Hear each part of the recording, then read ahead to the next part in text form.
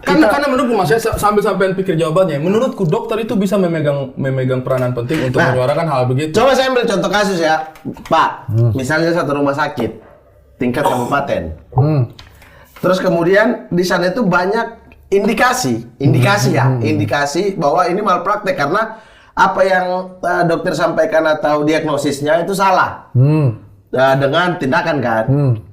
Nah, kenapa dokter bisa salah diagnosis misalnya? Karena alatnya nggak ada. Tidak ada alatnya, ya, misalnya. Betul. Jadi dokter itu semi dukun lah di sebuah rumah sakit itu malah semi dukun ya, kayak karena nggak ada alatnya. Analisa aja nih gitu. Sementara dia butuh alat penunjang gitu kan. Nah, kenapa alatnya nggak ada? Karena pengadaannya. Iya betul, karena nggak ada. Ya nggak ada. Nah, kenapa pengadaannya nggak ada? Nggak menjadi prioritas si kepala rumah sakitnya. Nah, itu gimana? Kalau seandainya Bapak jadi kepala rumah sakit, artinya pengadaannya prioritasnya jelas, pengadaannya jelas, dokter-dokternya hidup juga dengan jelas bahwa oh ini tindakannya ini karena alat mengatakan ini gitu. Oh, gini. Gimana? Ini ada jawabannya Uta. Okay. Jawaban pertanyaan kalian tuh selaras. Nih, kamu bisa bangun rumah sendiri? Bisa. Kamu bisa desain. Kamu bisa desain sendiri dong. Bisa. Bisa dong. Bangun rumah sendiri bisa. Kamu bayar arsitek sendiri. Bisa kan bayar arsitek, desain, sewa teknisi sipil, kamu beli bangunan sendiri. Bisa. Tapi Tatan, kamu kalau realitinya bangun rumah sendiri. Oke, itu bangun rumah. Jadi technical denotasinya tuh beneran bukan konotasi. Kamu membangun rumah, beli batu sendiri. Banyak capek. Terus kamu akan masang pondasi, ngemen sendiri bisa? Nggak bisa tuh, Susah tuh kan? Iya. Nah, faktanya kalau ini di dunia kesehatan, yang vokal satu orang, yang lainnya nggak mau gerak, terus gimana? Nah, emang ID serikat pekerja? Bukan, ID itu organisasi. Organisasi profesi. Betul ya? Apakah ID serikat pekerja yang kayak serikat buruh itu? Bukan. Ya udah. Ya, berarti kan kalaupun ada 2 dokter vokal, ada 3 dokter vokal yang peduli sama sistem. Tapi kalau yang lain cari aman, sulit. Contoh kita soal bullying PPDS. Ini Pak Senggol. Berat nih, soal bullying PPDS. Harusnya semua PPDS, semua mahasiswa spesialis PPDS itu dokter spesialis. Harusnya semua dokter spesialis tahu dong. Karena nggak mungkin yang alami 1 orang, benar. Kenapa? Tapi itu juga kan rahasia umum di lingkungan kita. Iya, tapi kenapa kok pada membantah?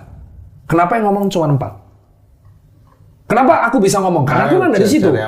Iya, karena mereka ini kan hasil didikannya. Secara nggak langsung kalau mereka mengaku itu ada, berarti mereka bentuk hasil dari atau mereka pun pernah melakukannya. Betul. Itu. Nah, tapi kan nyatanya soal bullying ini kan soal itu ya. Bang Ari pernah lihat langsung kan? Mas, saya orang luar ya. Saya tidak komentar soal ini. Saya orang luar. Tapi saya pernah lihat langsung. Di mana? Saya pernah lihat langsung. Di mana nih? Saya pernah lihat langsung. Saya lagi meeting sama dia. Saya pernah lihat langsung bagaimana. Ini sorry tuh saya ini. Maaf teman-teman.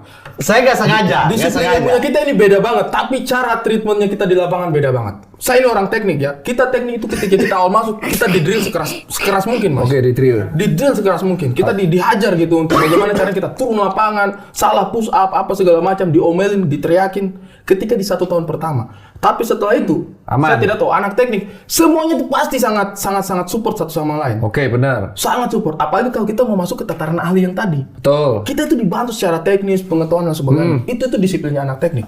Saya kemarin lihat di kedokteran. Ini orang mau jadi ahli loh, mau jadi ahli. Ya ampun, pergi beli makan, parkir mobil salah kasih turun sampai jam 3. Maaf ya.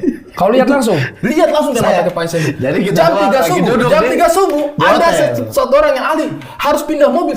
Mau kemana? Udah keringat Mas, yang basah gitu. Sorry saya tidak bisa ngobrol sama kalian. Iya tidak apa-apa, saya harus pindahin mobil dulu. Saya bilang, Mat, itu iya dia mau jadi ahli, kalau mau jadi ahli itu begitu. Kalau mau jadi ahli begitu. Kalau mau jadi ahli, udah turun nih. Saya lihat langsung kayak kasih kunci.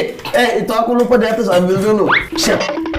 Lari. Keringat. Sampai kita beli dia makan, dia nggak sempat makan. Dia nggak sempat makan. Itu teman nggak sengaja. Ini saya tuh nggak sengaja ketemu. Saya tidak sengaja. Nggak sengaja ketemu di sebuah hotel. Saya tuh excited sekali. Ini teman sekontrakan saya loh. Di Jogja. Dokter dia kan? Iya, teman sekontrakan saya. Dia yang ajar saya stand up. Iya. Jadi kaget lah saya ketemu dia di situ. Nah, yang bisa ngubah itu. Tiba-tiba Bang Ari lihat.